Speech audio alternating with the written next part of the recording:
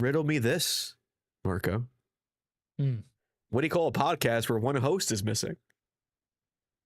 Screwed. Okay, you know what? That was a decent bit. That was a decent way to start the show. Hey, everyone. Welcome to Pals Polls. I'm Tyler, your host for the evening. Ooh. I'm here with Marco. Brother Marco, thank you very much. Brother Marco. Okay. That's right. Celsius. Oh, no. I was so happy you forgot it. You forgot it. Oh, no. Welcome to Pals Polls, a show where we read comic books every week and we talk about the best ones. We got a huge week this week, but chat already throwing me off. Okay, guys, if it looks a little different today, Sean, he's certified. Yeah, Sean's certified Unk mode. Hey, there it is.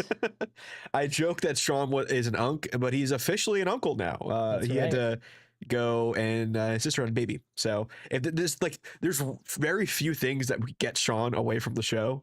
This is one of them. So congrats to Sean and his sister and his family. What that means is you get one less. But so much more. You get a little more something, that's for sure. Maybe a little more chaos tonight. We'll see. Maybe a little less organization. But we got a lot of books to talk about this week. Excited. We have 6. Count them. Digital books to talk about. You have actually. I can show my stack right off the bat. I have 2. I have 2. I picked up JSA number 13. Got to support our boy Gavin Guidry, and I picked up Tales of Paranoia, the new R. Crumb. And oh boy, I'm about to crumb. It was I didn't finish it. But yeah, okay. Here's my Kindle account. But we have more to talk about. We're talking about Batman number 3. As I remembered that I have to bring up the list of books that we have. We're talking DC KO Knightfight number 1. Interested about that. JSA number 13. We will talk about this one. Faux show. We got Absolute Superman numero 13. Absolute Green Lantern numero 8. And to end things off, we're gonna do a Marvel book, or it's all DC heavy. Psych, no, screw Marvel this week. Rook X's number 8. Beating the allegations. We had a Marvel heavy week last week, so there was no Marvel books that made the poll this week. Sean made it. Blame him. Marvin, you want to kick us off? And we want to just talk about Batman number 3. So Batman number 3. This is by Matt Fraction. Art and interesting. Art and letterer by Jorge Jimenez, according to League of Comic Geeks. Don't know what that's about. Colors by Timo Moret, letters by Clayton Cowles. This is the continuation of Matt Fraction's run on this book. This one kind of being a direct sequel. I know all these stories have kind of been one and dones, but this is more of a direct sequel, tying in parts of issue 1 and issue 2. With the doctor that we had in issue 1, she has this new Wayne Tech inspired headpiece that might be supposed to be used. Yeah, it might. Yeah, possibly. But it should be used to rehabilitate people, and it might be making them crazy. And then also dealing with the Vandal Savage of it all and the cop shootout we had in issue 2. What did you think of this? Yeah, this continues to be, I think, a strong addition. The second issue introduces us away from the single issue format. This is going to be like more of that continuous story, and I like the little drops that we're getting here for background. It feels like the world's getting built out. You have the Hugo Strange and the argument with the doctor on the TV, like very subtle ways that the world is getting expansive, and to that end, I think bringing about some interesting flavor from the ideals of things, because there's a conversation about what is madness, and we get the Riddler here at some point. Vandal Savage, I think I'm getting a little I get the bit, I get the play, so for the fact that the fact that he's being devious and in the background and getting us to a status quo for what typically might be Batman, which I think gets called out at some point, kind of cheeky in the book. Oh, the So antagonistic between the GCPD. Yeah, yeah, yeah, and it's like, oh, what is it? Somehow the old becomes new again, yeah, So yeah. from that end, I've seen that. So that's not the thing that's lighting me on fire as much as some of the set pieces in the background. Yeah, I'm kind of with you. This is probably my least favorite of the two. I was Yes. enjoying number one kind of being its own story, number two being its own story. This goes into the territory of what is old becomes new again, Yes. Yeah. in the sense that this is like a traditional Batman book. It's continuous narrative, which is a very small gripe. I still Hmm. really, really enjoyed this. The Vandal Savage of it all, I still don't know the reason for him.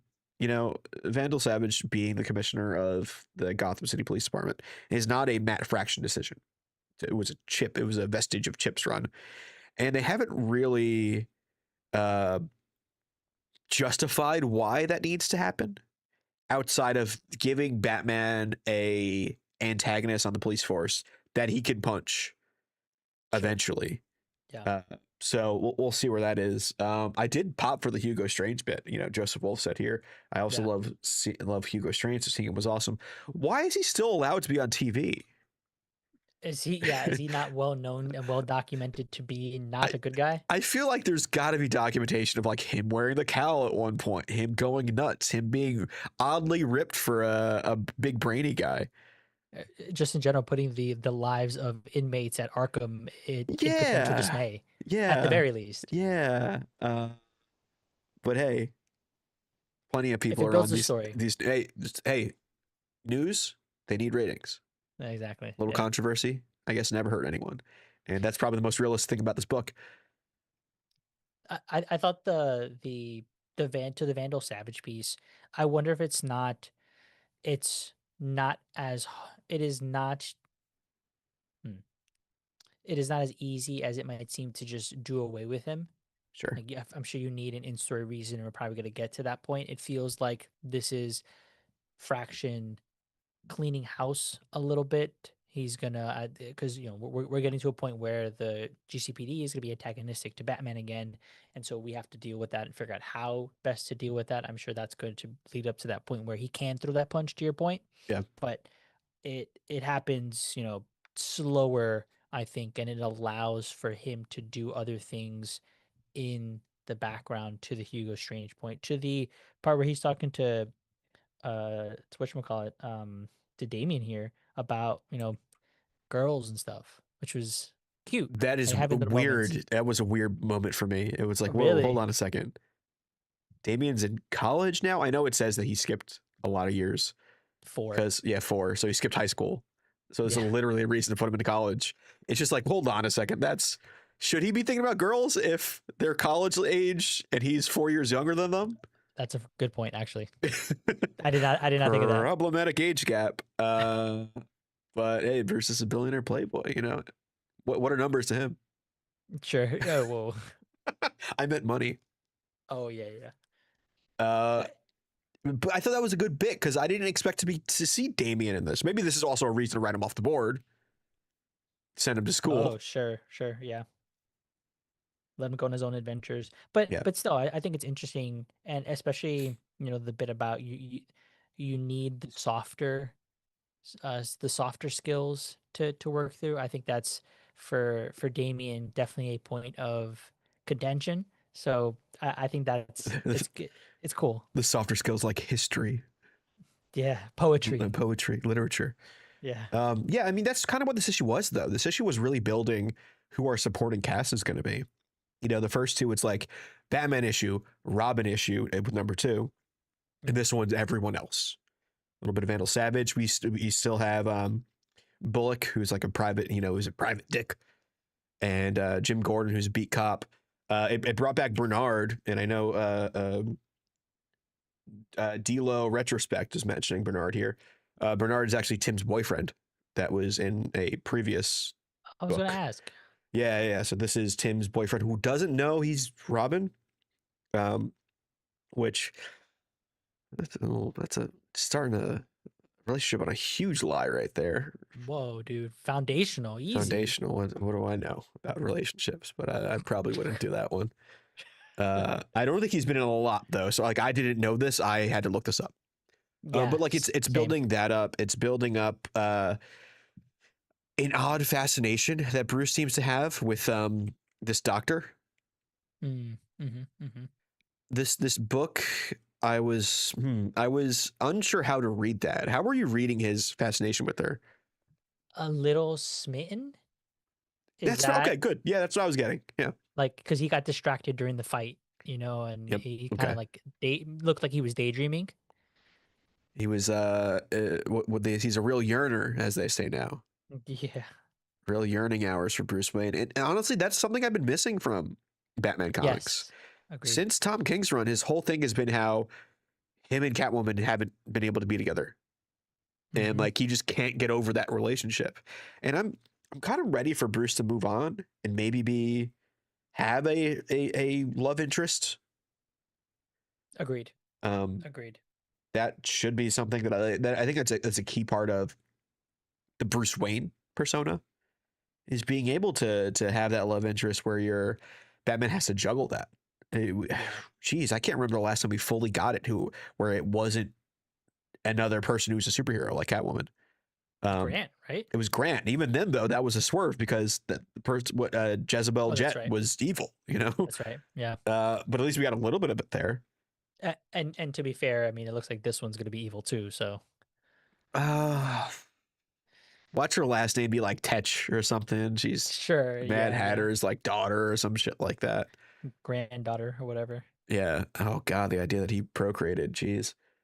But I think to that point, and that ties back into the fight that he's having with Damien, where he's talking about that.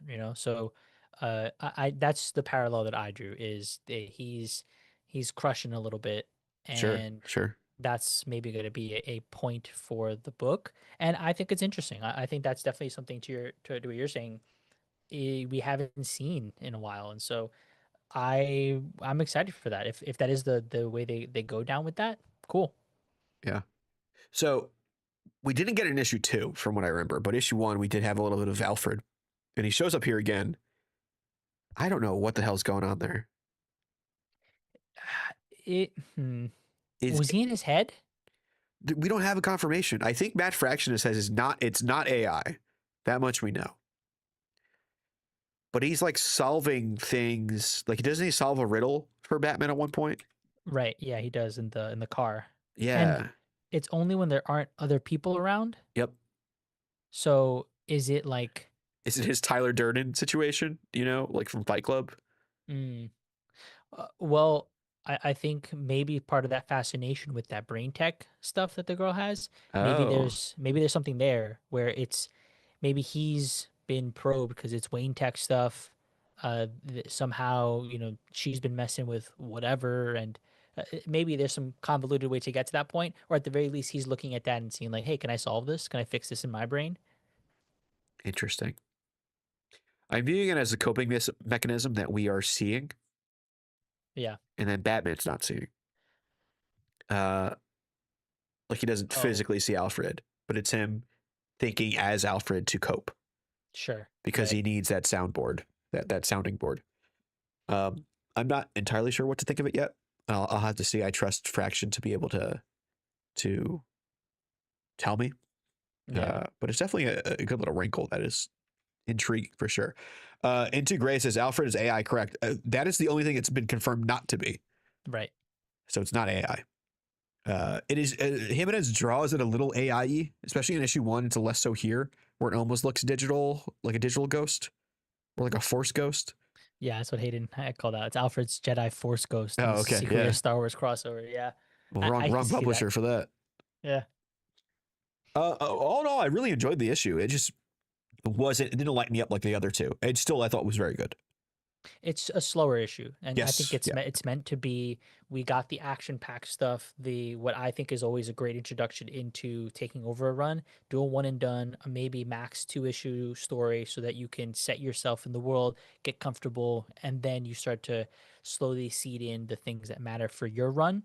and that was that first issue, build that point of tension, and then now you're here, and we're settling into the world, and that's fine. I'm hooked for it either way. So I think Fraction's doing a really good job. Yeah, yeah, this is still an easy pull for me, for sure. Yeah, yeah, 100% pull.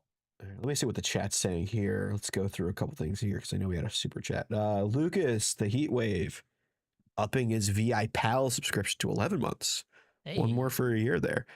His subscription is longer than my marriage. Just wanted to hop in to say, sup to the pals. Got to work at 5 a.m. Eastern for overtime. Good that fucking overtime for the holiday season. Hell yeah. damn, brother.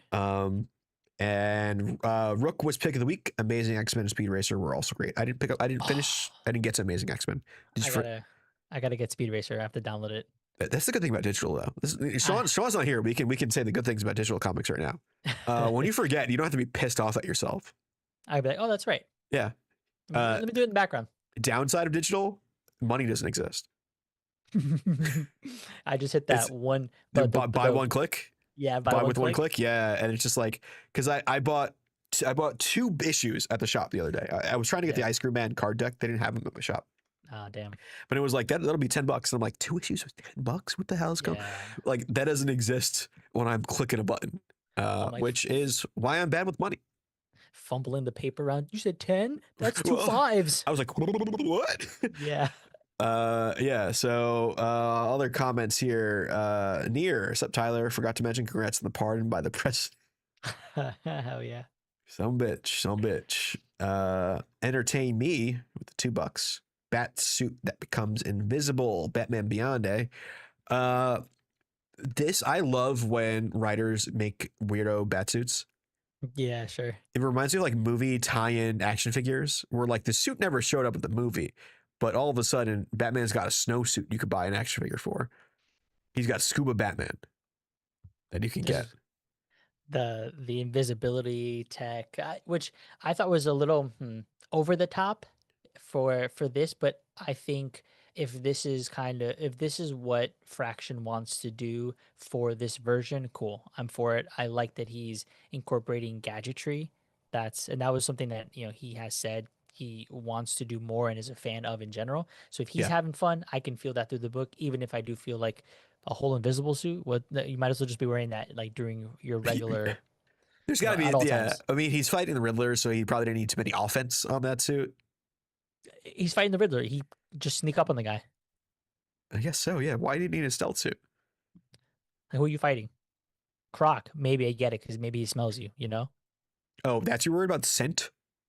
My point being, I don't know that Nigma's the threat compared that you would need that level of suit for. It's when you go over armored to like a low level boss fight. Oh, yeah, because you grinded too much beforehand. Right. Yeah. Exactly. I will say on the Riddler side of things, because I don't think we touched on it too much, I kind of felt bad for him. Yeah. Like he literally cannot stop talking in riddles and it's driving him nuts. And I feel like it's kind of a continuation of where he was in Chip's run. Like he was like at top of his game by the end of Chip's run. He was like head of Nigma Tech and stuff like that. So that was kind of rough to see. Even after Batman kicks his ass, you can tell he kind of feels bad for him. Yeah, 100%. And he says it as much, what happened to you? You were at this level and now you're not.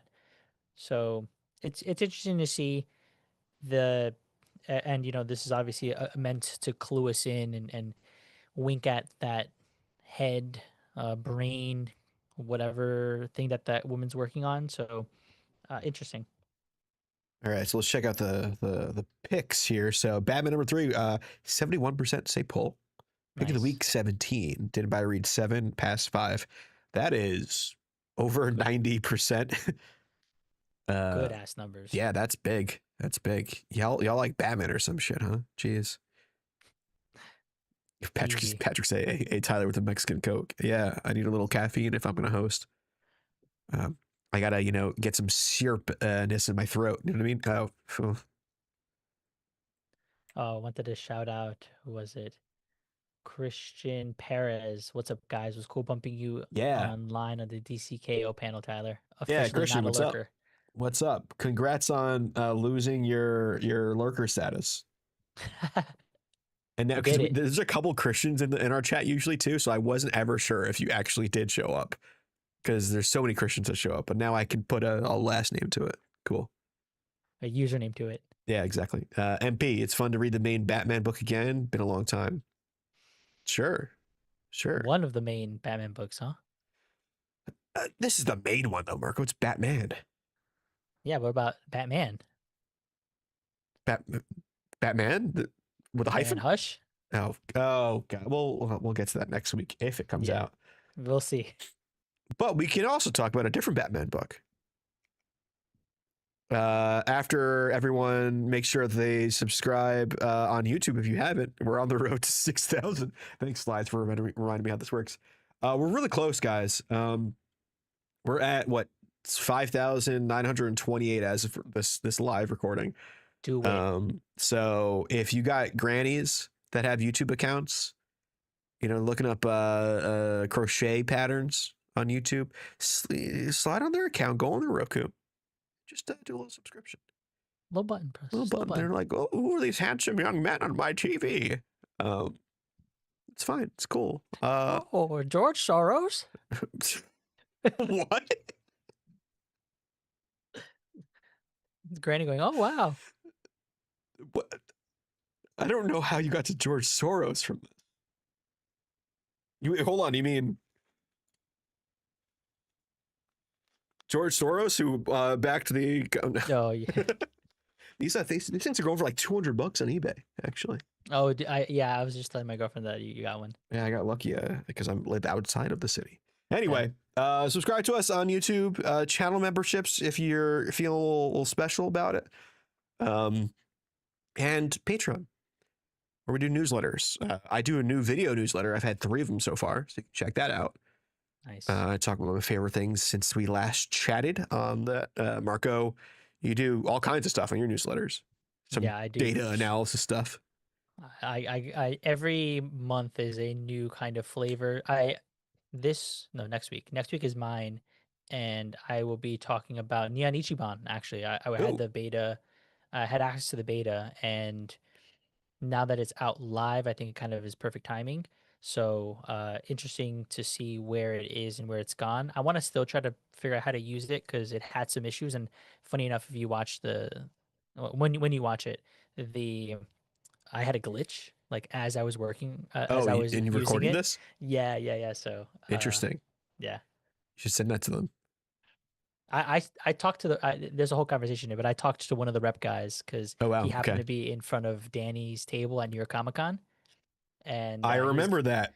Yes, yeah. So I remember that. Yep. Okay. Yeah. So that will happen. Yeah. And then Sean does one as well. So Sean does sometimes audio ones as well. So if you want to hear more of his dulcet tones, Patreon's good for that. All right, let's go back to the segue I was trying to make with Batman Knightfight #1.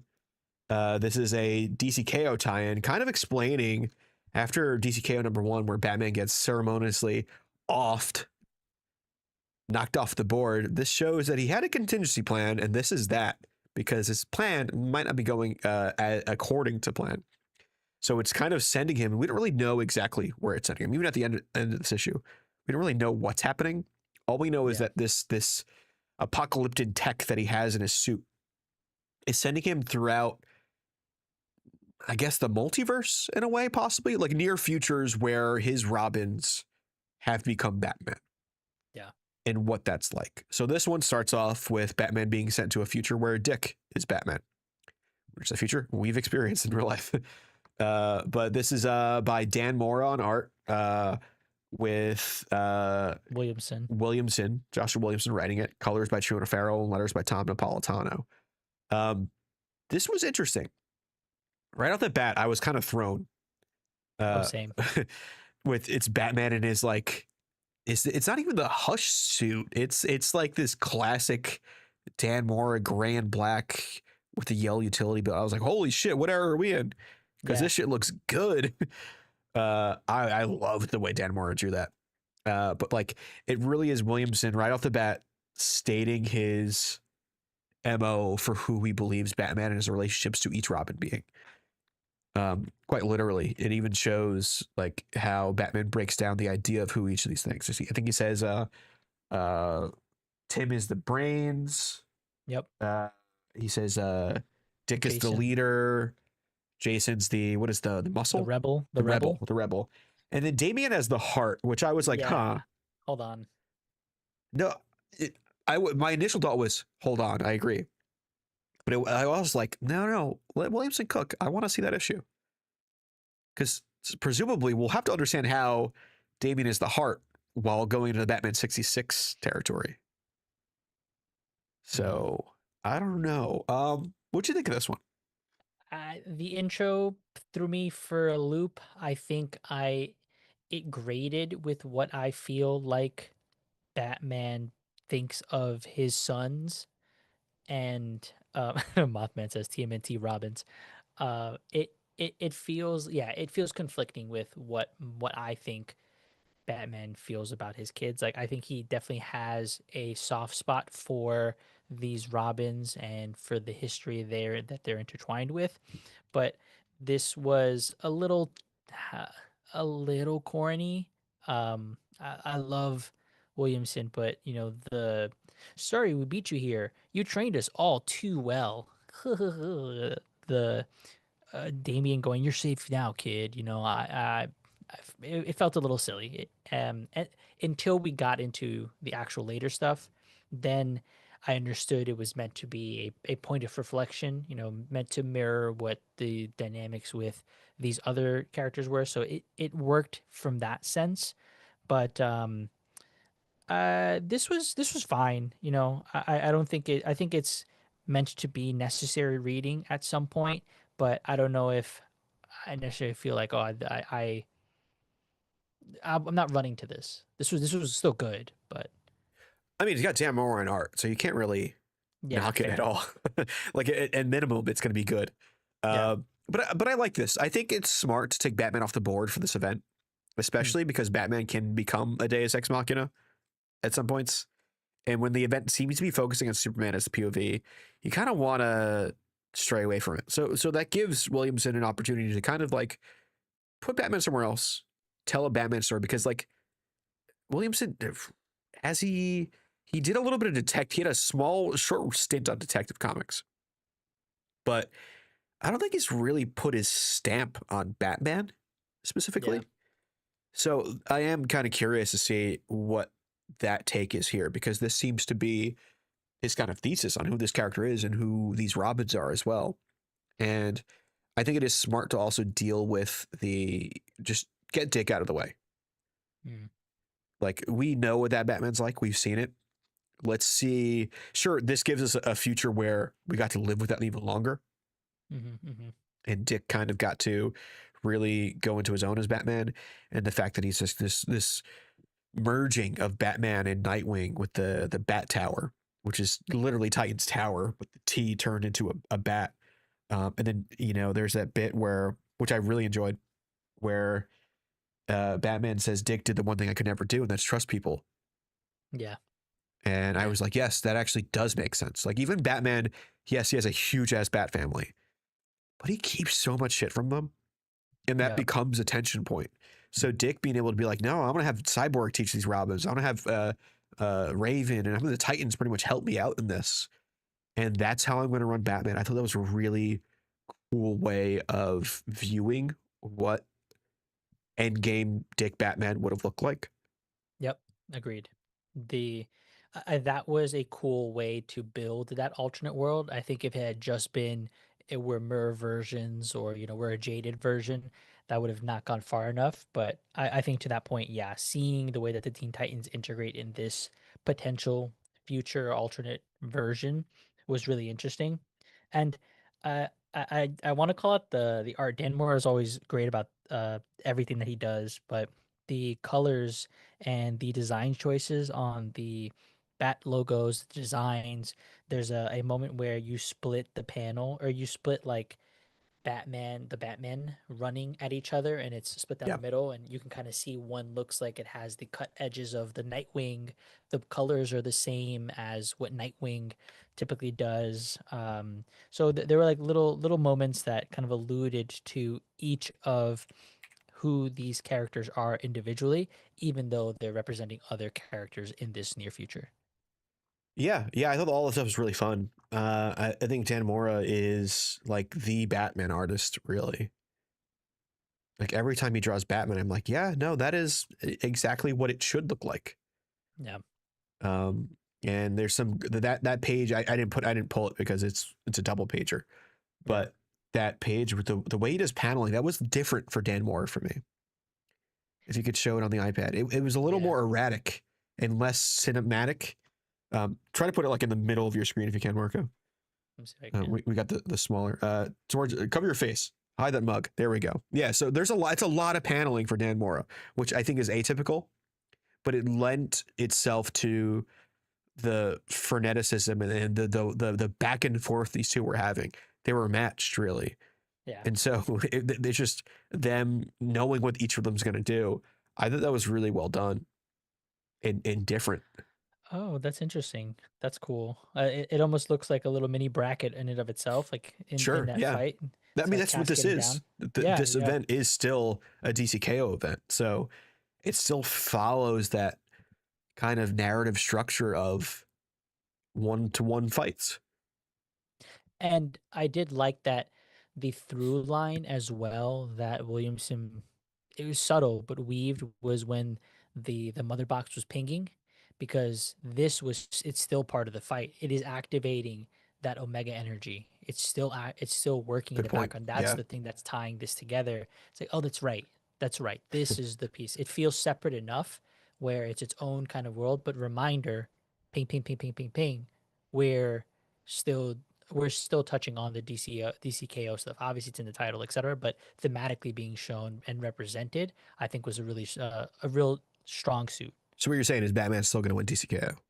Dude, that made me think about it. Honestly, I was like, oh Oh, wait, he's still power. He's doing the early level grinding yeah, before everyone else can even grind. yep, yep, Interesting. Just from like a publishing standpoint, I don't think he can win because sure, this isn't required reading. But I wouldn't put it past him. yeah, No, yeah. I thought this was a really fun book. This was an easy pull for me as well. It was a pull. Um, it was. I wasn't as enthused about it, but it was still strong. Like craft is there. It still pulls you through. But you know, I could take it or leave it. I'm pulling because I'm following the storyline here so far. Clayton Bergstrom says going back to back fun combos about Batman just for Hush 2 to come out next week. Just you wait. Allegedly coming out That's next week. that's a good point. True, true. 10 in stats saying Lex Luthor is winning DCKO. That's still my pick. That has been my pick since the beginning. That'd be cool. No, I Has think your pick changed at all? it hasn't. I think it's still Wonder Woman. Okay. I think that's the final two for sure. Yeah, yeah. Oh, Wonder Woman Lex, right? Yeah. Yeah. I could see that. I could see that. Christian Perez saying, wouldn't mind a Batgirl version of this type of story with Cass, Barb, and Steph. There's definitely enough Batgirls for it. I feel like, is there another Batgirl we're missing? No, Carrie Kelly was a Robin. Yes. And Duke was neither. Duke's Duke. Yeah, Duke's Duke. Yeah, so let's see what the poll thought about this. All right, so we have, I just closed it. Let's see. Marco, can you read that poll for me? Did it show on your end? Not yet. Hold on. It's still showing up on mine, actually. Okay, edit on your end, see if it'll work. Yeah. There Okay, we there go. it is. Poll, 83%. Past 10%. Okay. Didn't buy, read 5, and pick of the week 2. So 85%. Overwhelming majority. Yeah. Yes, Patrick Zay. Duke got a name drop. By us, not by DC. So sorry. Unofficially. Yeah. MP saying the winner will get to rewrite reality. You don't ever want that to be a hero character. You don't want that narratively to be a hero character. I'm sure if I lived in Coast City, I probably would want a hero to Oh yeah. reality. But yeah, let's shift over. You know, we talked about these near futures. Let's go to the past, Marco. Let's talk JSA number 13. This is the first chapter in the JSA Year One story, with written by Jeff Lemire, art by I don't know if you heard about this guy, Marco, Yeah. Yeah. or Gavin Guidry, I believe that's pronounced. Gavin, I think it's Gui Is Dry. is it Javin Guidry? Something like that. Yeah. Got Yeah. it, got it, got it. No, Gavin Guidry on art, colors by Luis Guerrero, letters by Steve Wands. This is, I mean, the cover says it. It's year one for JSA. We've had Batman year one. We've had all of our year one stories. But have we had a JSA one? Because technically when it was being published, that was contemporary in the, Yes. in the 40s. So we never really got the year one story. So this is it. This is the first days of the JSA as they have all kind of existed on separate paths. And this is what kind of brings them all together, which will then tie in to what's happening in present day once the story's over. You've been enjoying this JSA run so far, right? Yeah. Oh yeah. Yeah, I did too. So now that we're doing JSA year one with Gavin, what are you thinking?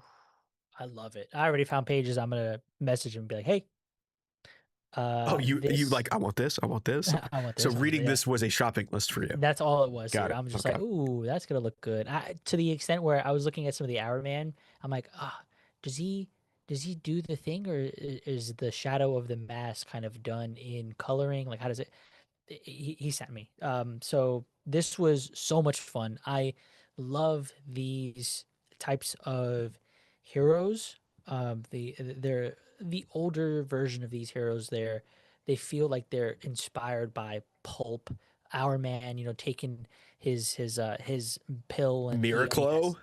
yeah, the Yeah. Miraclo, and it lasts just the hour, and that's all he can do. Sandman's just a dude walking around with Well, sand, sleeping.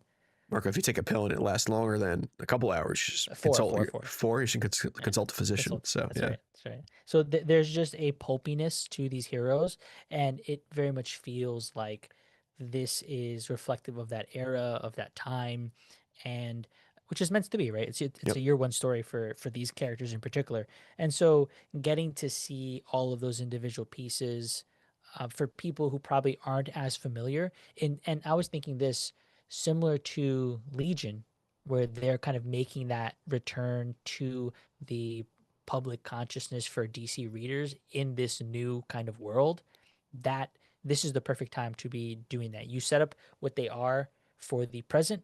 Now we're kind of working through their origins. Here's who they are as individuals, and we know that the team will change at some point. So this is who that group was. They were ragtag. They were a bit more rowdy, rougher around the edges, and I love the last page where it just Mm. ends with Alan Scott, and he transforms, and they're not here just to form an alliance, but a society.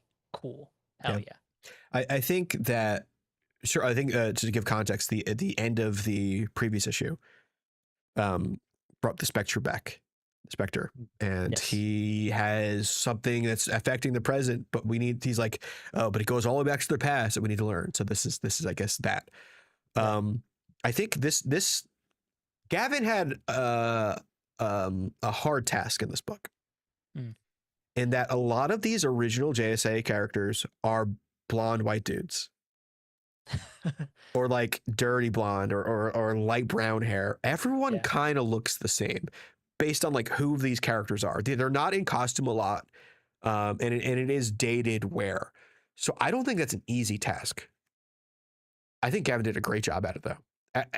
There's this one panel, and again it's a double pager, so I didn't put it on the screen, but where it says the year on it, and it shows these alternating panels of all the different characters and where they are. And it's showing like Rex Tyler, right? It's showing Alan Scott. It's showing Carter Hall, and I think setting them in distinct settings helps you contextualize who they are, because they wind up looking the same when they're out of costume. So like Jay Garrick is also not an old dude. He's young here. So he looks young. He looks similar to Alan Scott. He looks similar to I think Gordy. Like everyone like there's a lot less melanin in this. Um but I thought Gavin did a great job. Like I didn't have trouble with it, which what I thought I would. Um and this is a story I didn't think I wanted. Oh, interesting. Like the JSA is great, right? Yeah. But I understand their reason for coming together. It's the war. You know, like that doesn't seem like a thing I would need a year one for. But right away, I like how it sets it like the war's happening. The US hasn't gotten in yet. Right? When did the US join World War II? 42? I think 40. When did this happen? In 43, this book? So I 40, guess 40. it happens in Summer of 40. Okay. 1940. Yeah. So it's right on the cusp. Things are visibly changing in the world, but these characters haven't joined it. You know, Carter Hall is out with his, you know, with a Shira, and they're doing Indiana Jones shit. They mentioned Kent Nelson. You know, Jay is doing Flash stuff on the side, but he's just a professor. I thought Yeah. that was great. I like how Sandman just shows up in here, and he's like the one vigilante you never see out of his mask. Yes. Yeah. It's very pulpy. And as I got to the end of this, I'm like, no, this fucking rules. This is great. Like we haven't even seen where Spectre shows up. We haven't seen Wildcat either in this yet. Or even Dr. Fate. Like I think there's a lot here that I'm excited for, and it's fun. There's a pulpiness to it. There's like a classic superhero type storytelling. It feels a bit New Frontier as well. Yeah. I've had a lot of fun with it. I think also Gavin, not to glaze him, but facial work. No, I should not say facial and glaze in that close proximity. But I love how cartoony the faces are and expressive they are.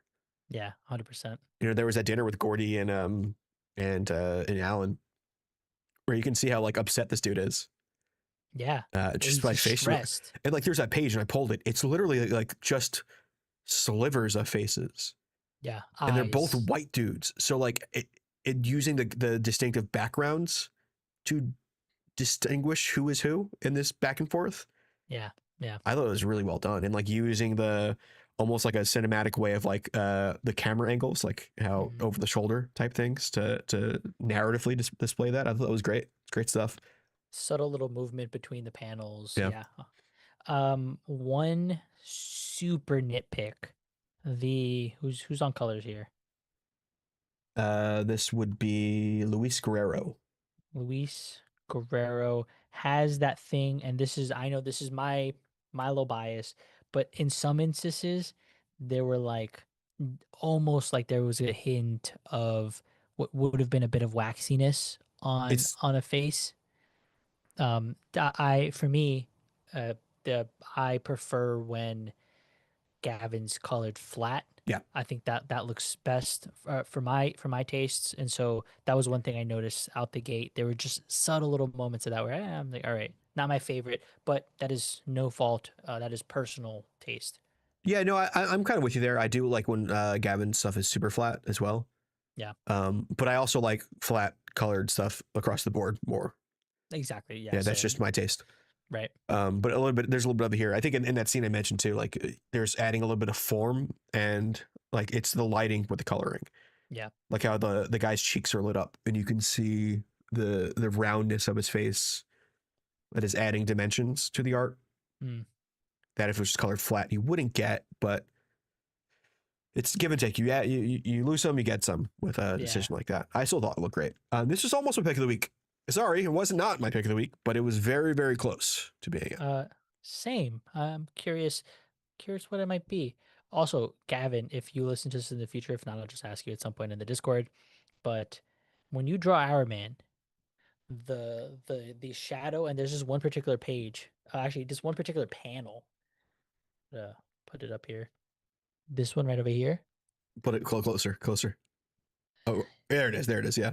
This little panel right here where he's throwing the punch.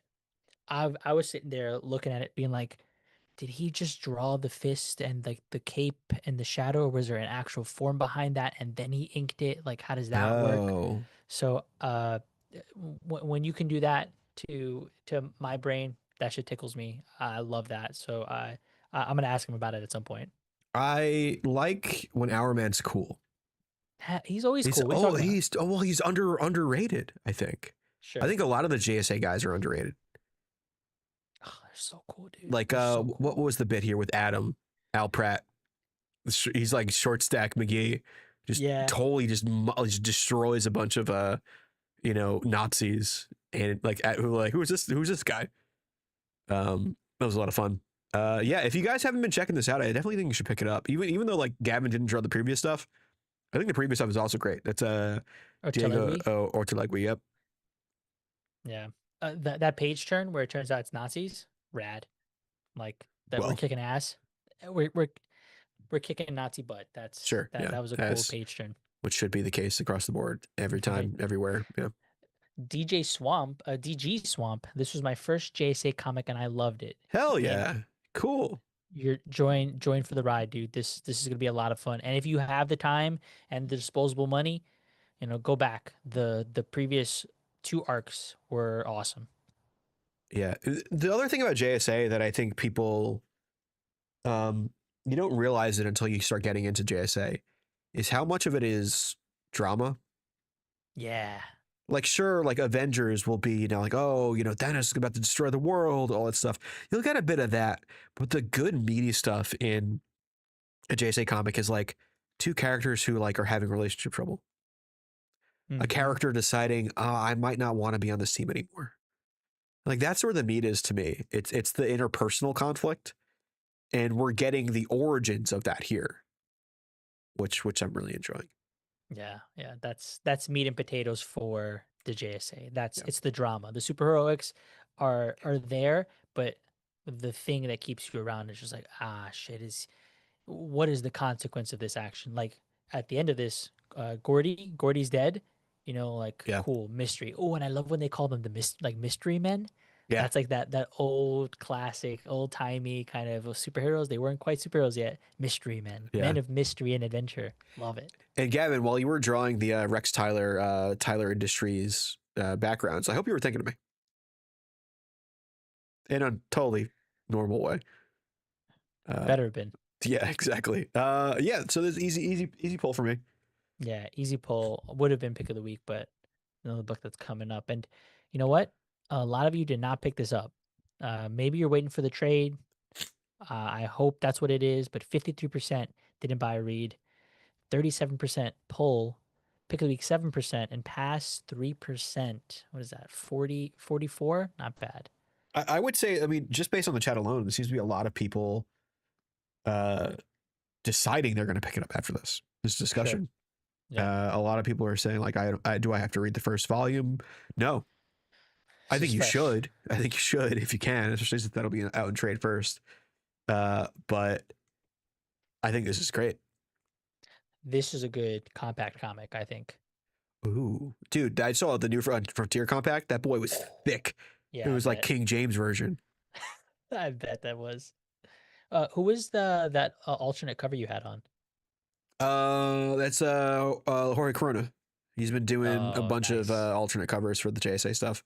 There's I think the Wildcat one is Kale's icon on the Discord. Oh, cool. Yeah, since this has been around, he's been doing these alternate covers. They're really good, man. Yeah. The Dr. Fate one's great. Yeah, the Wildcat one was issue 8. Oh, that is rad Oh, as with the hell. fists. Yeah. Yeah. Oh, I love this stuff. So good. Jorge Corona's fantastic. We don't know. I don't know what the next character is going to be, but yeah. We haven't even seen Wonder Woman show up in this either, Hippolyta. So we'll see. Ooh, that's gonna be rad. She's on the cover of issue 15, so we will Hell see. yeah. Nice. Yeah, chat seems to be it's weird how we see the poll results, right? This is where polling is an imperfect tool, because the actual discussion is like, I'm either really liking it or want to pick it up. Yep. So that's good. Let's talk. Any other thoughts about this, or you want to get into the absolute realm of things? Yeah, let's switch over. So let's talk about Absolute Superman number what are we at? 13. 13. Written by Jason Aaron, art by Rafa Sandoval, colors by Ulysses Ariola, Letters by Becca Carey. We are in the Battle of Kansas. The Lazarus Corporation has taken their fight against Superman to his hometown. And Smallville has been kind of sectioned off from the rest of the fucking world and is under siege. And the citizens of Smallville, along with Superman, have to defend it. And this is that. It seems to be happening within a decent amount, like a couple of weeks. This issue, it's kind of expanded between a couple. I think up to 5 weeks. I don't know if we get an exact time, but it's a decent amount of time that this city is under siege, and they're fighting for their fucking life. What do you think about this one? This was also a contender for pick of the week. I think I've been recently the hottest on Yeah, Absolute Superman and Absolute Wonder Woman until Martian Manhunter comes back. sure. And this, for me, the point that really sold me was when Superman's in the mine. And for context, the all of the citizens of Smallville are being funneled into these mines that Superman has built, and he's trying to protect them in the city and or the town. And the interaction that he has with that one guy who's like, "Hey, I'm the one that ratted you out. I'm the one that." Fucker. Yeah, dude. And he has this conflict. He has this external face and this internal conflict. And that was the moment where it built a little tension because this is meant to be an angrier Superman. And Yeah. so he very well could snap this guy's finger, his hand, rip his And he arm out of wants the to. socket. Right. Yeah. Right. And so that to me is interesting because that's what Aaron is toying with here with this character. He is toying with the version of Cal who has not had the softness of Kansas in him and instead only knows the pain of losing his family Mhm. at an age that he can remember due to the inadequacy or ineptitude of another group of people. And so when he sees this, who put his family and the people that he loves, or at the very least, this place that he has a connection with at risk, and he has that monologue, it it was hurting him, and I'm going through there tense because he could at any moment kind of snap, and so he doesn't obviously, and I think that's just true with his character, and I think that's the thing that Aaron has been doing and been very successful at is he's been showcasing Cal's character and how he's growing over time to be what we expect and know as Superman. There's still turmoil there, but it is turmoil that is being softened gradually through his own Yeah. experiences. Yeah. I thought this was great. I think right off the bat, when it shows like those tanks hitting Smallville in the beginning, that Sandoval does great work. But this is a Sandoval issue for sure. Um, but it was like I'm curious as to when this was written because it is unfortunately oddly pertinent. You know, with a armed force getting into a U.S. city. You know, it's very similar to the stuff that happened in DC and the stuff that's happening all over the country. So it would almost read as a not a take on that, but more of a reaction to that being in the Sure. air. Yeah. You know, See that. and then knowing Jason Aaron politically, I can't imagine something like that wouldn't Like affect him. affect him in a certain way. You know, Yeah. and then using like what would happen if if this happened to a small town? What happened to people I know? You know, Yeah. Yeah. we'd stand at we'd stare around, and I think that's Aaron kind of channeling that in this issue. I'm sure they have Superman here, but this is a severely depowered Superman at this point. You know, That's right. in this issue, not only is he dealing with the effects of being tortured by Brainiac, being affected by kryptonite, but Saul has to leave him and become this barrier, essentially the fortress of solitude for the entirety of Smallville.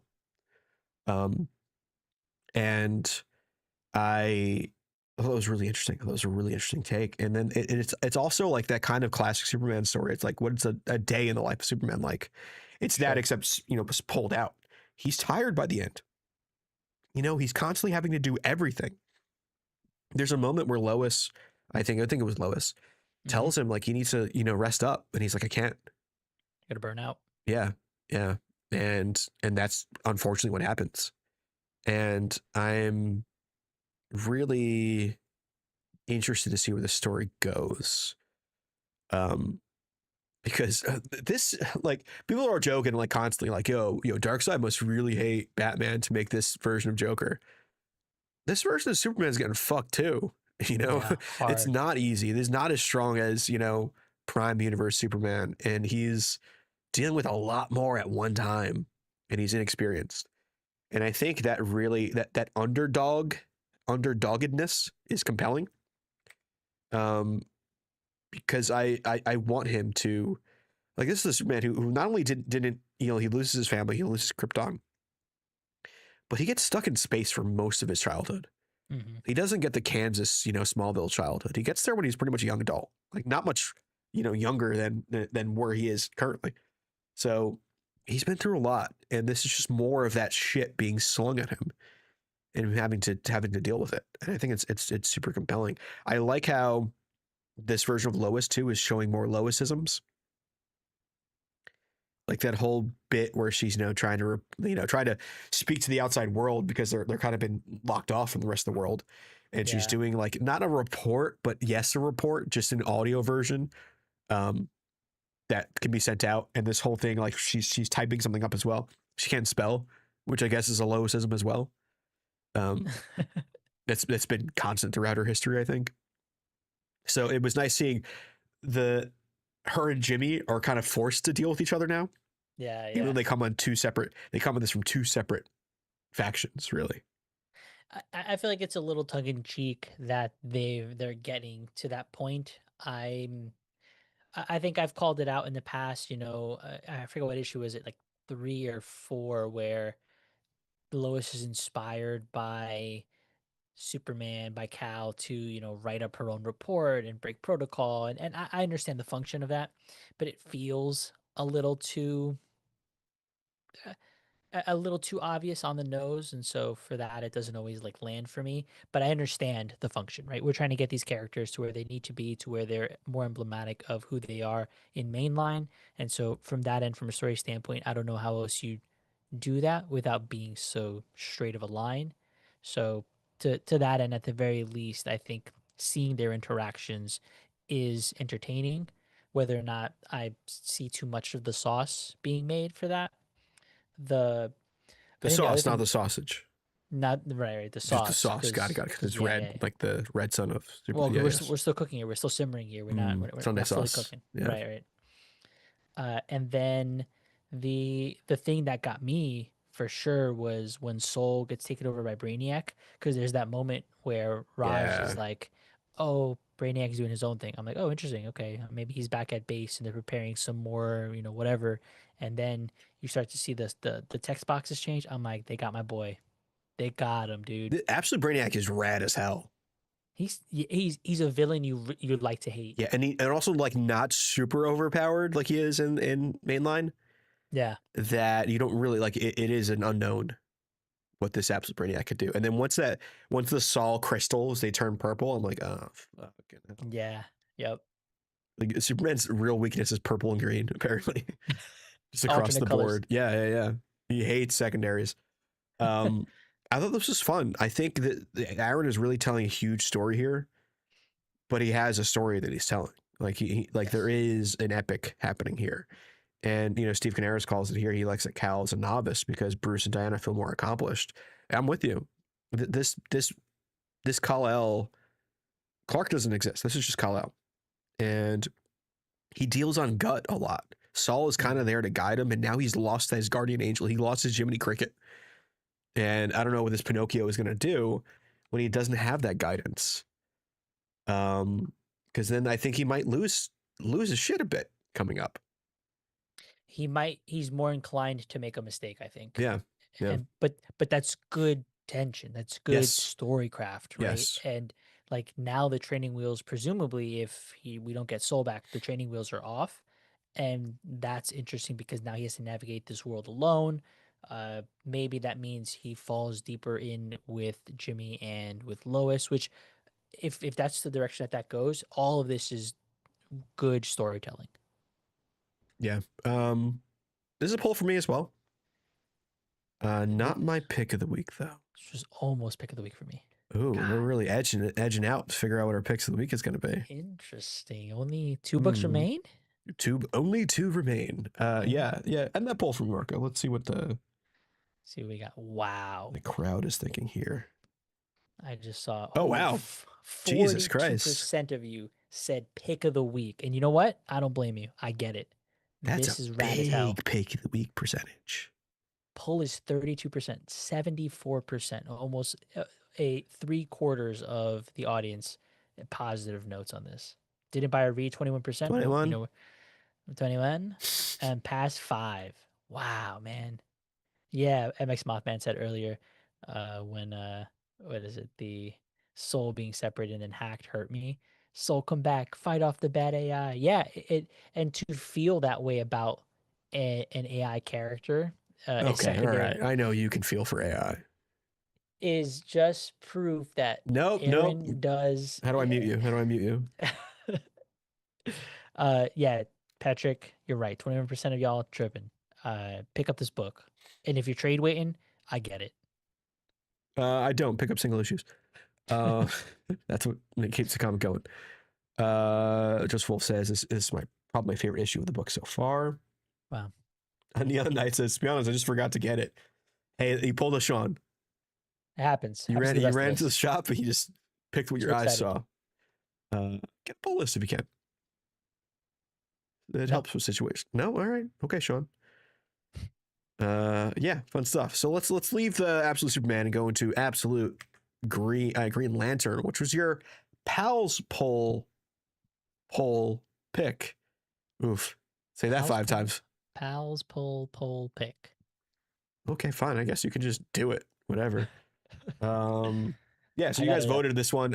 Big surprise that a Green Lantern book won, even though it's an absolute Green Lantern book. It won by it was at 42% of a 4 pick. I have Poll. 45% here. Yeah. You guys pulled away from Alien versus Captain America. I have that downloaded. I'm gonna be reading that. But how dare Okay. you? But our poll's up right now if you want to pick what next week's pick. So next week you have Batman Static Beyond #1 as a pick, which is leading right now. Green Lantern Corps #10, which I like how Sean did not use a colored cover for this. Maybe try and throw him off the scent. Ultimate Wolverine #11 and Geiger #18. Right now it's really looking like Batman Static Beyond #1, which the previews have been in this week's books. Looks pretty cool. It's Nicholas Draper Ivy. Yeah, in all of the issues, I feel like they've really been trying to push this book. Yeah. Steve Canara says, shout out to our Crumb book, still cranking out comics in his 80s. I picked it up. Did you crack it open? Yeah, I mean, it's. You read it? I didn't finish it. No, look at this fucker. You got time to read all this? Why is he writing prose? You know those people like complaining on like Twitter or whatever? And they're like, oh, you can't see the art because there's too many words. Yeah, try reading this. Yeah. Okay. Controversial figure, to say the least, Art Crumb. Maybe not the best person, but he old as hell and he's still putting out work. So I'll check it out. Let's talk about the Absolute Green Lantern, though. This is by a friend of the show, Al Ewing. Art and colors by Janoy Lindsay. Letters by Lucas Gattoni. We're taking a bit of a step back with this one. This is, the beginning of a new story, beginning of a new arc, but really kind of also going backwards to tell who this version of Joe Mullen is. It gives us her backstory from childhood all the way to the present day, how she, found herself in, what is it called? Evergreen, the town. Yes. Her relationship to the police department, to Guy, to John Stewart, to Hal, to her ex-wife, Cameron Chase, who's, I think, partners, Director Bones or something like that. And it's really telling her story and giving context as to why she is in the predicament she's in currently, with the being that Lantern anomaly. I gotta say, Marco, surprising me, this is my pick of the week. Oh, interesting. I loved this issue. So Al Ewing has a way of really getting into the core of who characters are as people, and that's what this issue was. This is literally learning about someone's life. Like this book is 90% just someone's life.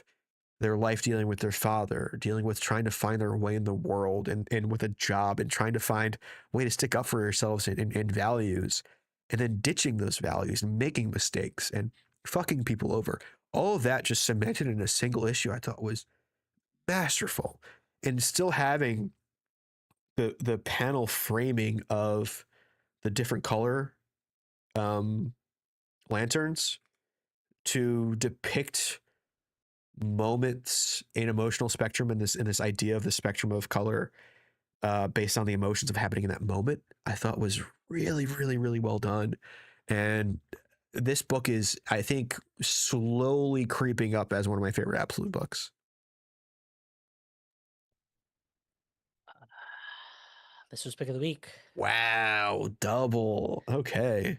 I, as many people have been following on the show, have not liked this series. I feel like it's been dense, consistently goes over my head.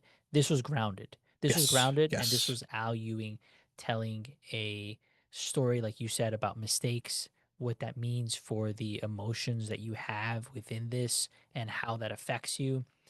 That's what I need to ground me to this book. I think the larger space thing is still too, even the emotional spectrum stuff, even it was explained to me like 3 times, is still just so out of grasp for me Sure. that this representation I think was made that much more sense. I want to reread this issue and compare it to where like the explanations were happening of like the different levels, because then maybe that'll make sense. It's being represented in story, not just, hey, this is the definition of this, like, and I think that was a strong suit. But I felt in this book, the pain, the betrayal. I saw the direction. It almost felt like you're watching a car crash in process, because you can see where this is going for for Jim and Lindsay, for Joe to learn this lesson.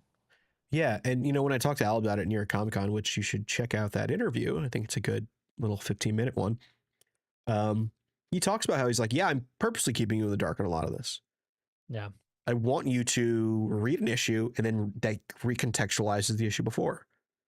And he thinks that's a good way of telling comics. And I agree, because every single issue that's been put out helps me understand what's happened before without ever having to directly call back to it. And this issue is just the same thing. It even gives the significance for the ring that shows up in Mm-hmm. issue 6, I think it was. Yeah, I just thought it was great. I think this is the most compelling Joe has been as a Lantern since, I would say, the Jamal Campbell book. What was it? Fear something. The name of the Green Lantern book that she shows up in the main Uh, line. I'll find it in the background. Yeah, yeah. But like this is the most compelling she's been, and I really like how um it's Al is kind of seeding in little bits and pieces of Green Lantern mythos in this. Like early on, we see this corrupt police officer who's like the head of the department. Is his name's Bill Hand, which is William Hand from Mainline, which is Black Hand. Like he's a Green Lantern villain. He's a guy that's been Uh, corrupted by the power of um corrupted by power, and literally that's who he is in this book too. Throwing in Renee Montoya as well as this kind of wrench to Joe, both in her relationship with her wife at the time, Cameron Chase, but also as a wrench to her who she is in her identity. This is a small town girl mhm. who sees this other cop who's much more sure of herself and makes her come to terms with her being queer. Um, which I thought was like, how the fuck did Al Ewing tell that whole story in one issue? It's so good. Yeah, like Uh, literally, it's the whole life story of this character in a single issue. Insane. yeah, it's paced out very well. There's a lot of usage. Like each of these pages has, Yeah. on average, 7 panels. There's a lot of economy in this, and actually, as I'm looking through, every single page has 7 panels, 3 either alternating between 6 smaller ones to like kind of almost make a 9 panel grid, and then 1 or 2 wide shots there, so taking up a third of the page. That's a variation of the 9 panel grid. It's economic in terms of its space. It's also very clear when it comes to communicating a story. So from that end, I thought Janoi Lindsay leveled up in this, and I don't know who said it, but somebody else also called it out. Cole says feel like Lindsay leveled up in this issue. I agree. I think there's a distinct difference in how these characters are rendered, how they're drawn, how the panels are communicating over to you. So hats off because this was very well done and had a lot of fun with it. Did not expect it at all because I've been so down on this. Yeah, I'm actually surprised that this is your pick. Um, I'm 7 has to be a reasoning for Al. Like Al doesn't do these things lightly, so I'm wondering if Oh, 7 means. I'm looking up like there are 7 levels in the spiritual body, body, breath, mind, intellect, memory, ego, and self soul. I but wonder if, that was the space issue, right? but I get, but it's all tying together. You That one's know, still not tying together. I don't know. that issue, what the previous issue was still a wrench for you. God, dude, I couldn't. Anyway, But this is I like yeah. that though because like the moments where the pages have distinct colors, which also kudos to Janoy Lindsay on this Yes. insane work. Like the one where uh Joe, you know, comes out to Cameron Chase and says, you know, she's been cheating on her. That one's colored in green, which typically you would associate with willpower. And I guess you can spin it as, you know, the willpower of, you know, trying to do what's right, Right. Yep. even though it might not be the right thing to do. You know what I mean? Like it is the right thing to do, but the wrong thing to do. And I like that. The red being where her dad is just not listening to her and uh, kind of, you know, dissing her and her friends. And yellow is the fear of her going to this new city. And the black panel is the death of her relationship. So it is kind of still adhering to those spectrum in a certain way. But because it was like levels of understanding, right? Like levels of Yes. Yeah. enlightenment, right? So you're the black is you are the absolute opposite of understanding. You have not made contact with this enlightenment. Then it was red where you're starting to move away, but like still technically ignorant to it. And I think that's why the dad was ignoring and Yeah. not paying attention. Yellow, which is the I don't understand anything, is you understand that there's something there. You're getting into that point where there's something greater that you're feeling, but it's not manifesting in a way. And then that green where it's I understand and it's through the pain that I have to work my way through in order to be honest and communicative. So yeah, that setting that up, phenomenal. Yeah. Um and that yeah, that exact page where she's just like telling her and then it's also like the nuances of some of these things. For example, where she's in bed with Renee, and it's like, First of all, look, superhero comics can be kind of hot. very hot, dude. That page I was with like, superheroes don't fuck in comics. What's going on here? bro, she had a big old Joe and Cameron in that. Yo, that was crazy. I was like, oh, what a page turn. America's there for the plot. Yeah, dude. But the thing that which is the pain, right? Like, the part where she's ignoring. Let me see if I can pull up this double page better. Actually, make more context as I'm explaining it. So this page, one of the few 9 panel grids. I dude, I have to because if not, if I do this, I can see my screen. Oh, okay. And so the red here is right in between the moment where the dad's reflection being ignoring. She is ignoring Hmm. her wife's feelings in that moment because she's accepting the message from um or she's actually sending a message to Renee being like, "Thanks for the coffee. It was good to see you again." And then when she replies, "You want to get a real drink sometimes?" and that I don't understand anything, she is probably knows something's wrong and is feeling something that might be incorrect, but there's an allure there. And so she's attracted to that and she's not being honest with herself. And she says, sure. Yeah. Right. That was incredible. And then Yeah. obviously the next page, they start whatever, messing around. And then the part where Montoya is just like, stop feeling guilty all the time. Either have fun or stop with this. Yeah. And then you get to that big climax moment. Phenomenal. Yeah, you do get to that climax moment, that's for sure. Hey, yo. I thought it was great, and Al still manages to seed a whole bunch of things in this too, like the original, like the in Brightest Day and Blackest Night being in their wedding vows is a little Yeah. Easter egg there. Mark Shaw, they keep mentioning the guy who leaves the police force, Yes. right as Sojourner joins. That's Manhunter in the Ah. mainline comic, so that'll set up for like an antagonist for when they need to attack Hammond Corps with Manhunter there. So like there's little pieces being made here. Cameron Chase mentions, oh, my partner. I think that's Director Bones, if I'm correct. Yes, because that's the extra whatever it was, Office of something DEO. something. Yeah. Yeah, DEO. Yeah. So like he's really building this world out. And I think there are points where it seems a little too coincidental. But it's also like, fuck it, it's the absolute universe. There's no coincidence. These are just What do you have an example?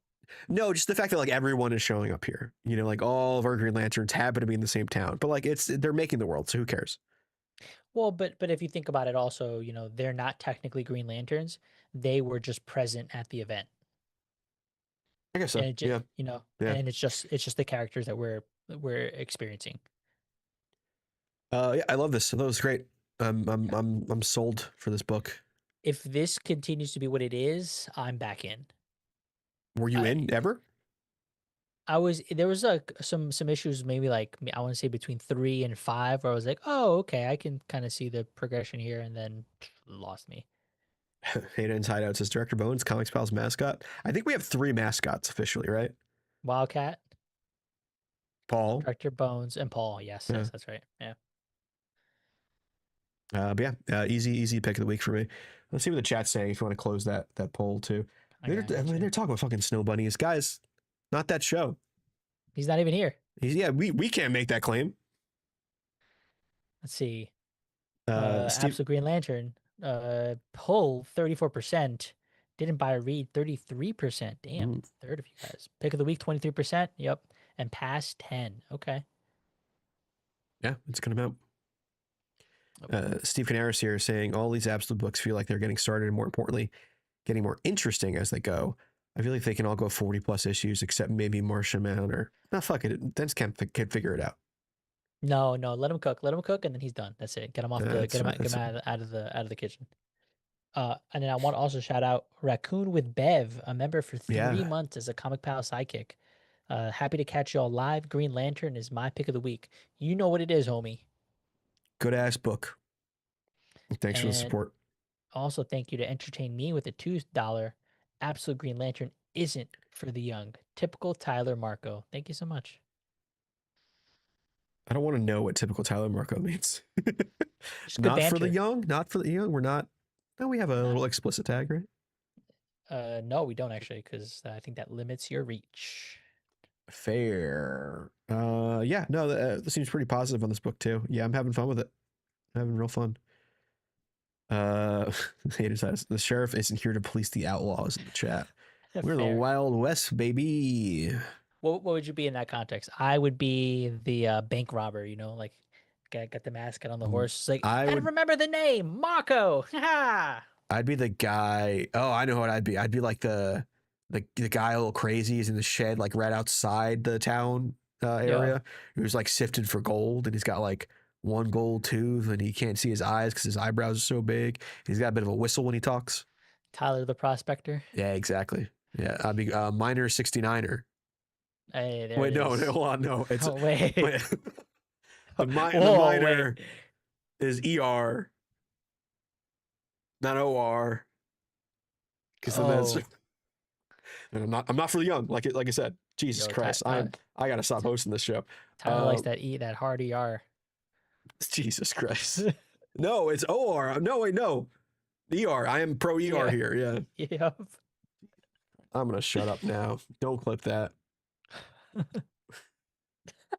I like when the chat, we can tell when it gets caught up to what we just said. Yeah, It's like, exactly. oh boy. So whoa. You. All right, let's get the fuck out of DC land and get the fuck away from me putting my foot in my mouth anymore. Probably like Suck. that. I was waiting for you to fucking say something. Rook Exodus, number 8, written by Jeff Johns, art by Jason Fabik, colors by Brad Anderson, and letters by Rob Lee. We are back, Marco. Issue 7 was kind of this recap issue on what we're going into with this world of Rook, and it kind of had to retell the origins and kind of reset the stage because it had that delay and that break between issues. This issue kind of brings us right back into where the last issue left off, dealing with the hunt for the what's her name? Bloodhound. It's Donica's what's her code name? Direwolf. It's Yeah. her father, because he's the one that kind of helped make these helmets that control everything. So they need him to understand how to maybe fix this world. But he's got a little cuckoo bananas, and in it they're finding some more characters like Matterhorn, and Rook's leading this thing, and they're on the trail. What do you think of this one? I'm disappointed in what I'm feeling for this book. Hmm. I think the time in between really hampered my excitement for it, and the return issue being such a here's everything that happened, here recap, really hurt the momentum. As much as we jumped back into it, I find myself pulling away from the issue, getting a little distracted, and when that happens, that's never good for the book that I'm reading in hand. I left this for last, um, to be honest, because it wasn't a Comixology. Fucking up over So there. yeah, Yeah. and but shout out to Image and the Skybound team and all of them. They send us these the digital previews, and they're selling them in full high res now. So thank you so much. I don't have to read a Well, potato. except the double pagers are not. You have to do they have to shift for you? I use Oh, you're in 2-page mode. Oh, I, yeah. I use iComics. Highly recommend for anybody who uses the it has If you have DM. PDFs of things for reasons. No, yeah, DRMs. Anyone who has DRM, highly recommend Yeah. iComics. Really good app, cheap. Anyway, the the momentum has stifled this. Mm. The momentum is stifled, I feel like, and it's a shame because this was probably one of my hottest books of last year or whenever the last issue came out, and I'm disappointed in that. I want to get back into it because the world is so cool. The outfits are so cool. The tech, the idea. Pumbaa being put into a threatened position. I might Didn't be able like to go. that. Yeah, I didn't like Did that. not like that. But I They're liked that I didn't like it. right. Yeah. They're about to put my boy out. I'm feeling something for this warthog dude, and then the antler guy comes in. Sick. Hell yeah. Stag. Stag.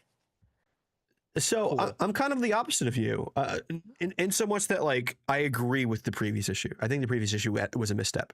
I understand they needed to reset the stage because it could be a new jumping on point for people. But I think they lean too heavily in retelling everything. That's over with. Issue 8 kind of gets to continue that forward momentum. And I thought it actually was here. I liked it. I like how we're building out this cast of characters, and learning about what this world is. We're getting into different biomes. We were previously just in the forest and a more temperate biome with the turtle guy who talks real slow. But now we're in biomes that are bad for these characters. They're dangerous. It kind of feels a bit like Fallout to me, where they're kind of just exploring this world, and the fact that they have animal companions that are in danger. Like, that jumped out to me in this issue. I'm like, oh fuck, Pumbaa's in danger. It's not even his companion. I mean, it is, but it's not one he controls. It's just Well, that is the birds even. unnatural. Yeah, and the birds are like, hey, we need to get the fuck out of here, and he has to tell them no, we have to deal with it. Which I don't think Ravens would be able to just deal with it. I think they would stop flying. Honestly, it I might would be imagine. too cold for them, literally. Yeah. But I like that. I like how they have characters like Matterhorn that shows up, who's this like literally like stubborn as a goat being the character, and she controls goats. Great, Yeah. genius. She controls mountain goats. Great, I loved it. I thought it was really good. I like how they are adding characters to this world because I think that's what it needs. They're just cool. It's cool to have these different characters, you know, because there's a kind of Power Rangers, Transformers thing, just to see what these things look like and how they depict the animal in their gear and their helmet and all Mhm. that I really enjoy. There's like a toyetic nature to it, but also how do you transfer that to their characteristics? And I like that. I like how we're getting antagonistic, you know, wardens with whatever the spider guy is, and they're Ooh, just yeah. lighting up spiders. I think there's a scene where they're shooting these spiders right in this underbelly of this tech area, and it reminded me of the oh geez the flood in Halo. It's like they're stuck in a small area and they just kill this waves and waves of these monsters. Thankfully, Stag shows up, who is rad as hell. Yeah, exactly. Almost forgot they had guns. You know what I mean? Same. Yeah, I did too. I'm like, they're just using the animal so often. I'm like, oh, he's just got a fucking AR right here. Cool. Um, yeah, I had a lot of fun with this. I think this is much more of what I was wanting from the book, and I'm glad for me at least. Yeah, Stag's rad. It looks cool. Um, for me at least, it didn't do what the previous issue did, and we're back on track to what I was liking about the book. That's fair. Yeah. I think I'm still on the hook for this. I loved the first arc. I want to continue to support this. And maybe the next issue. I said this last issue too. Maybe the next issue will be the one to get me get me back on, you know, the Sure. train 100%. My foot's not off it, but there's definitely a teetering between if I jump off the train and back onto the platform and, you know, say goodbye to this book, or if I stay on the train and stay excited. Christian Perez with the 199 saying, "Hot take, but Fabic might be the modern Jim Lee." Is that a hot Interesting. take? I don't think it's a hot take. I think people actually. I think I've heard that take before. So like, you're right. I don't know if hmm, I feel there's like there's uh, more to the art with Jim Lee. There's is there's a there? there's a person there. You know what I mean? Like Fabic is like really put his head down and does the book. We've talked to him before. I've talked to him. He's a really fucking chill dude. But Jim Yeah. Lee is a bit of a personality. You know, Sure. Sure. a lot of those image guys were fucking Liefeld. You know, hate him or love him, personality. And I think that's hard to mimic. I think art wise though, like Fabic is one of the most cleanly rendered artists out there that I think is Yes. similar to Jim Lee. I think Jim Lee was a little more stylized than Fabic is. Fabic is not a like it is rendered as detailed as I've ever seen art. You know what I mean? Like every rivet, every thread of these, and every wrinkle of these leather costumes, you could see. It's wild what Fabic does in this book.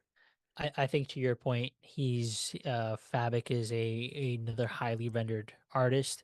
That's the style of Jim Lee, and I feel like there's a level that diverts where Jim Lee, you could either go Jim Lee and then go down the road of Fabic and Finch and Reese, or you can Sure, kind of go down the road of like Capullo, and sure. maybe like a Jorge Jimenez, Kind of a where he's a fork. yeah, yeah, Yeah, because he's that, you know, pivotal in the history of comics. Because for that's me, it's fair. Yeah. it's highly rendered, but then he uses like those hatches, and that's what Capullo does.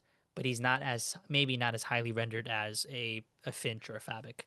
When I think of, I mean, I'm stepping on Jim Lee art right now. I have a literally a little rug of X Men. Oh, really? Yeah, my aunt gave it to me. Um, and like that shit's it's rendered, but it's also a little stylized. There's a bit of, you know, the proportions are a little not accurate. You know, so I think Fabic's a much more Mm, realistic in so much that this is a book about a planet where wardens control animals. But sure. yeah, I think I agree with that. Yeah, this is a pull for me. So Dan Trudeau is in the chat. Hey Dan, saying I was looking to dive back into the some Ghost Machine books. I'm looking at Hyde Street, followed by this. Marco, are you keeping up with any Ghost Machine books other than this? Hyde Street. Yep. Hyde Same. Street. I haven't read the Sisterhood stuff, but High Street proper has been really good. and I would like to get back into Hornsby and Halo. That I enjoyed the first two issues of. So but that one I'm leaving to maybe trade weight. Yeah, Horsemeat and Halo didn't really do it for me. I'm still reading Hyde Street. Hyde Street is not what I wanted. Mm, I was kind of hoping for one and done Twilight Zone esque stories, but the story that High Street is telling is compelling, and I do like it. It's not what I wanted, but I'm still enjoying for what it is. yeah, Surprisingly, Redcoat is really good.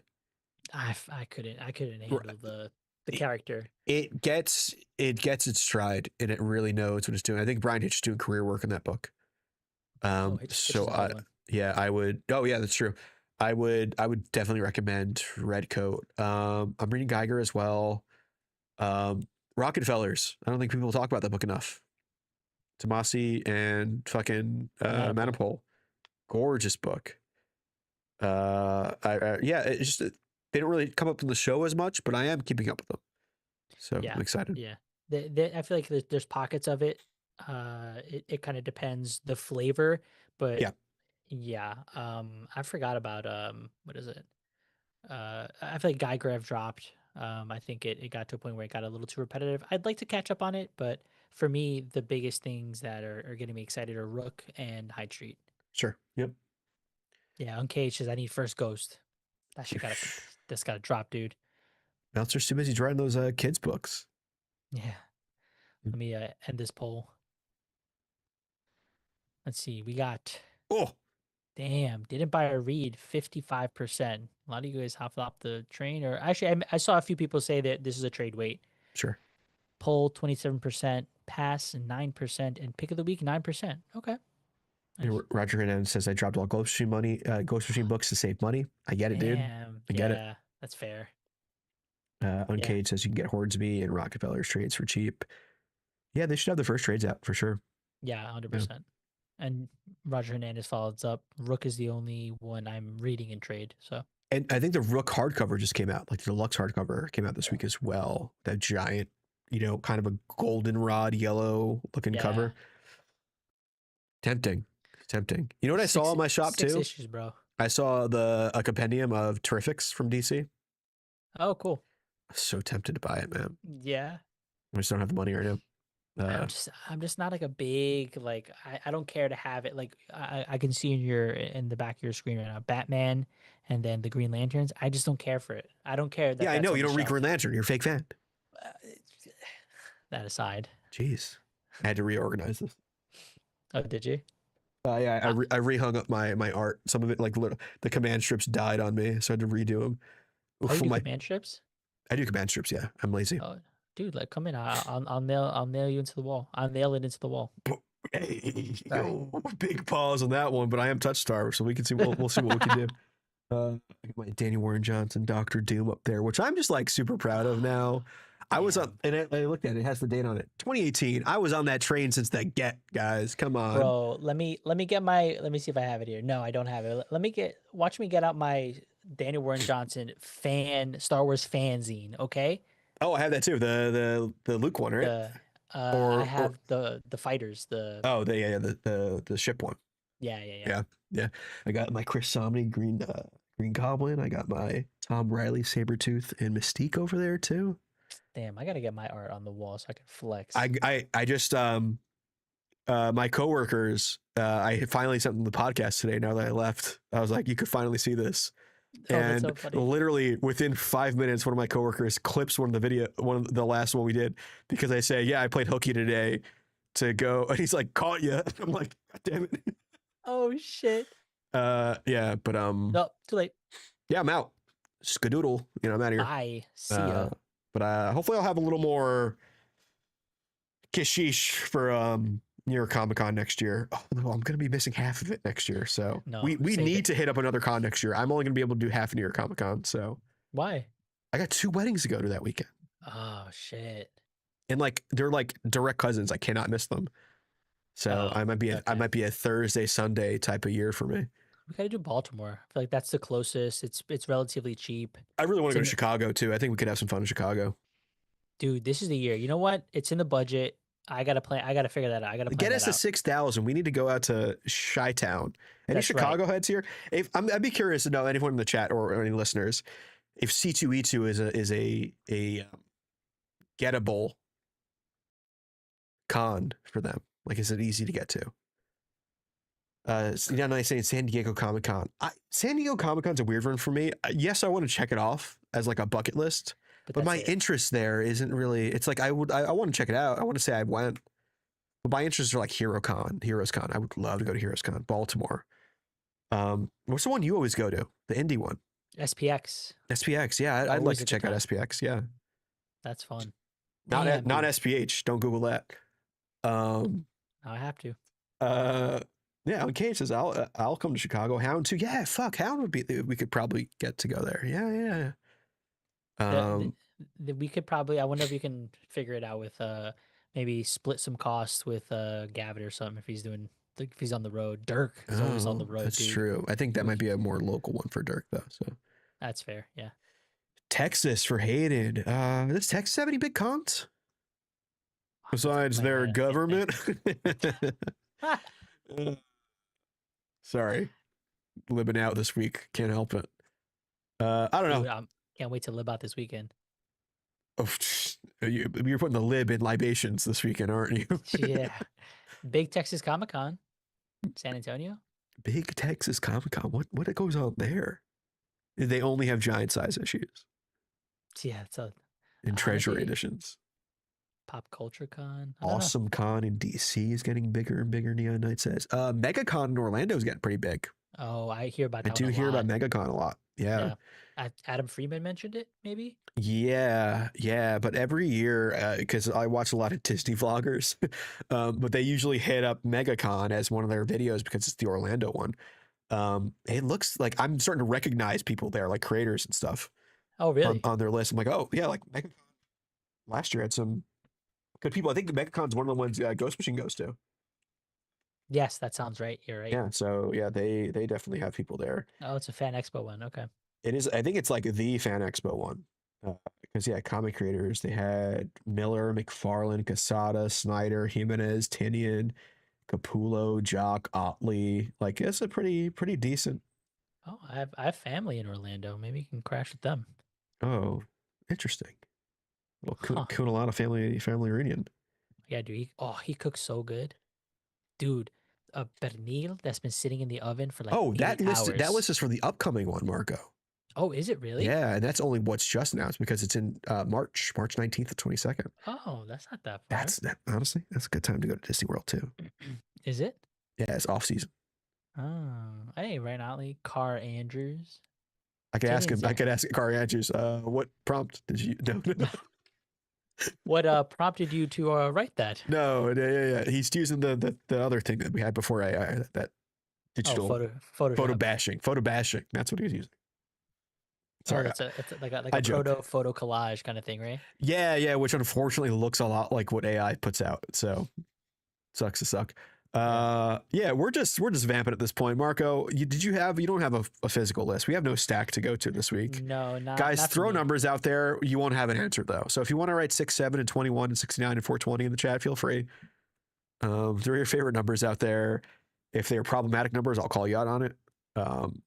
Well, actually, what else do you have that you are going to read it? Because the only thing that I downloaded was Alien versus Captain America, and then the other thing was, let me just try to Did you find pick it. up Planet She-Hulk?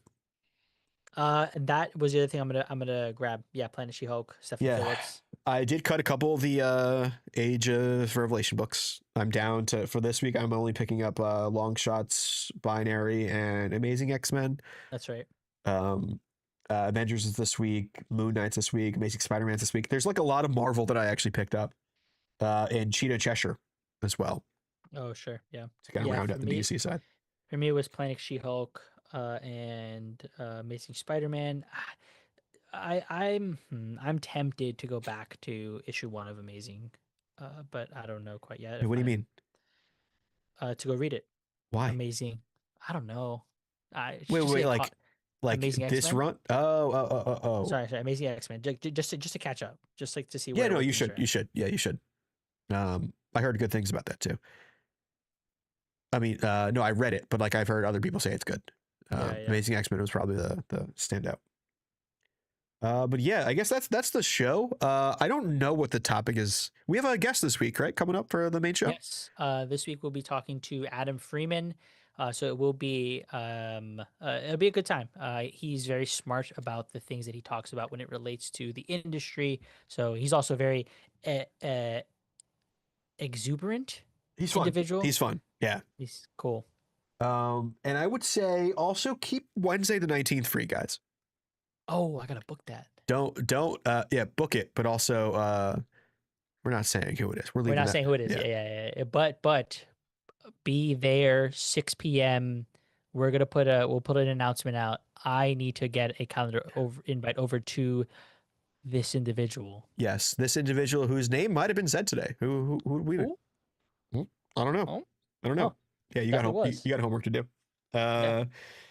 Yeah. So we'll probably announce that Saturday, so you get a little treat, a little teaser. teaser for that. Is it Jack Kirby? Dan Trudeau says, yeah. The Close. Stan Lee estate also worked on a Jack Kirby AI one. God, that would be terrible. God. Not this Saturday. No. Roger Hernandez, normal show. We'll see you at 10:15 a.m. Eastern time for the Comic Spouse podcast this coming Saturday. I'm just saying, you might want to be free 6 p.m. Wednesday, The November 19th. Yeah. So in 2 weeks' time. Yeah. So that's all I'm saying. That's all I'm saying. It's That's not it. George Santos, Luna. It's not. He said he's Oh, anti-cats too. I said George Soros earlier, not George Santos. That's it. Oh, I thought you were making a wild joke. No. Oh, stupid. Okay, well, that's actually who we're talking to. We can announce it. We're talking to George Soros on the show. We Oh, are no. now an officially George Soros family, Backed. Soros dynasty, some may say, backed podcast. So expect to see maybe some interesting images in the back to work on kind of mind controlling you, as we would. It's not Mamdani. He's a little busy. Saving the world. Yeah. It is Curtis Lewa. We're talking about cats. All right, that's all I got. Mark, you got anything you want to leave the good pals with? Go read comics. Go buy books. Yeah. Go pick up the things that we talked about. If anything interested you, there's a lot of good books out. And definitely Batman stuff. Stay tapped in. Yeah, for sure. So this is the Comics Pals. Keep it sleazy. I'm not. Signing off. Signing off. Keep it sleazy. Jesus Christ. All right. I need Sean back. See you guys.